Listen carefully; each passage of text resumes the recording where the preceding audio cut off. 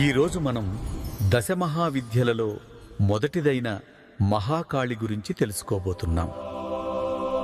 దశమహావిద్యలు అనేవి దేవి పరాశక్తి యొక్క 10 మహాజ్ఞాన రూపాలు. ఆ 10 రూపాలలో మొదటిగా నిలిచేది మహాకాళి. కాలం అనే శక్తికి ప్రతిరూపమే మహాకాళి. సృష్టి ప్రారంభం కాలంతోనే మొదలవుతుంది.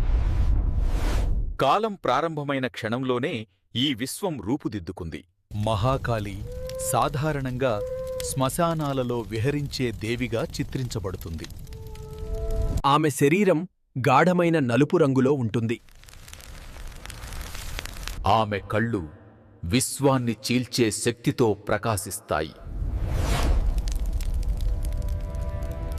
ఆమె నాలుక బయటకు పొడుచుకొని ఉండటం ఆమె ఉగ్రరూపాన్ని సూచిస్తుంది. మానవ తలలతో చేసిన హారం ఆమె మెడలో ఉంటుంది.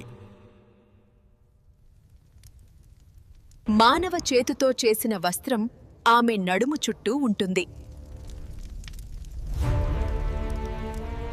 ఆమె చేతిలో ఉన్న ఖడ్గం అజ్ఞానాన్ని నాశనం చేసే ఆయుధం.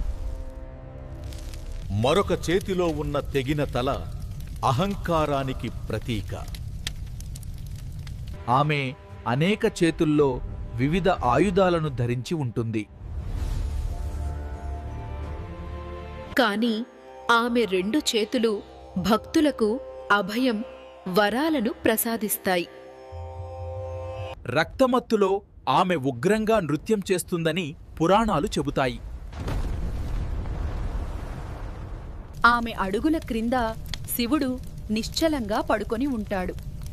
శివుడు శుద్ధ చైతన్యానికి ప్రతీక.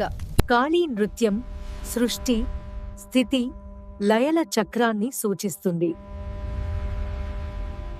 కాలం, మరణం, మాయపై పరిపూర్ణ నియంత్రణ కలిగిన దేవి మహాకాళి. ఆమెను స్మరించిన వారికి భయం ఉండదు. మహాకాళి బీజమంత్రం క్లీం. ఈ మంత్రాన్ని భక్తితో జపిస్తే కాలమాయ నుండి విముక్తి లభిస్తుంది. దశమహావిద్యలలో ప్రతి దేవి విముక్తికి ఒక ద్వారం.